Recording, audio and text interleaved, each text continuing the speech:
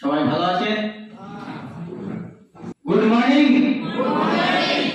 আরেকবার good morning. ধন্যবাদ সকলকে। শীতের মধ্যে আমাদের সবাই দেখতে পাচ্ছি সবাই ঠান্ডায় কাঁপছি, তাই তো? আমি তো সত্যি ঠান্ডায় কাঁপছি। তবে এখানে এসে এই হলে প্রবেশ করে শীত চলে গেছে আমার। রিয়েলি এখন আর ঠান্ডা লাগছে না। এত সুন্দর পরিবেশ, এত মিটিং এ যায়, এত কোম্পানির সেমিনারে যায়, কিন্তু আজকের পরিবেশটা একটু অন্যরকম। কারণ যার নাম থেকে শুরু সিধু কানু মাইক্রো ফাউন্ডেশন, এই নাম শুনতে আমাদের সেই ইতিহাসের কথা মনে পড়ে যায়, স্বাধীনতা সংগ্রামের কথা মনে পড়ে যায়, আমাদের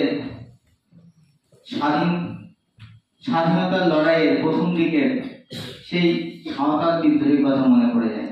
কি তাই তো?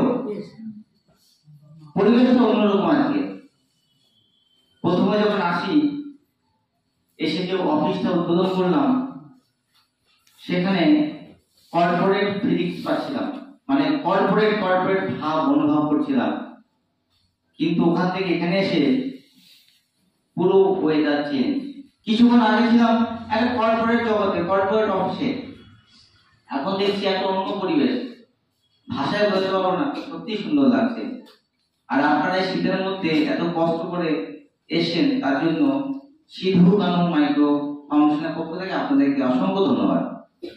আর আমাকে এত সুন্দর অনুষ্ঠান আনার জন্য সিধু কানু মাইক্রো ফাউন্ডেশনের ম্যানেজমেন্টের প্রত্যেককে অসংখ্য ধন্যবাদ জানাই। মাইক্রো ফাউন্ডেশন ক্ষুদ্র একটা সংস্থা, নামটা সিধু কানু,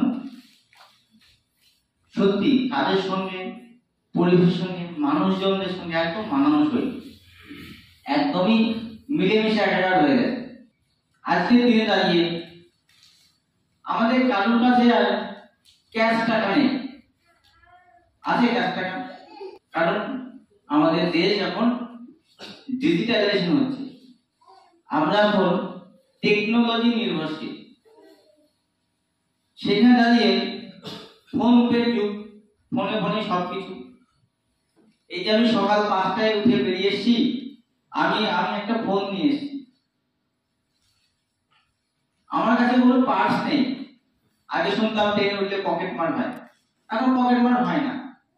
কেন কেউ পার্স ব্যবহার করে না? আর এই ফোন পে, পেটিএম, এই ধরনের অ্যাপ চলে এসেছে। এখন বাসের টিকিটও ফোন পে করে দেওয়া যায়, ট্রেনের টিকিট দেওয়া যায়, পেট্রোল পাম্পে পেট্রোল ভরলেও PhonePe, Google Pay, Paytm দেওয়া যায়, ফুচকা খেলেও দেওয়া যায়, তাই তো? সেলুনে গিয়েও দেওয়া যায়। জানেন তো এগুলো আপনারা? ক্যাশ টাকা নেই। এবং আমি এতদূর এসেছি কোনো টাকা ছাড়া, 1 টাকাও বাইরে থেকে নিয়ে আসছি। কথাটা কেন বলছি? কারণ এই ডিজিটালাইজেশনের যুগে আমাদের কাছে ক্যাশ টাকা নেই।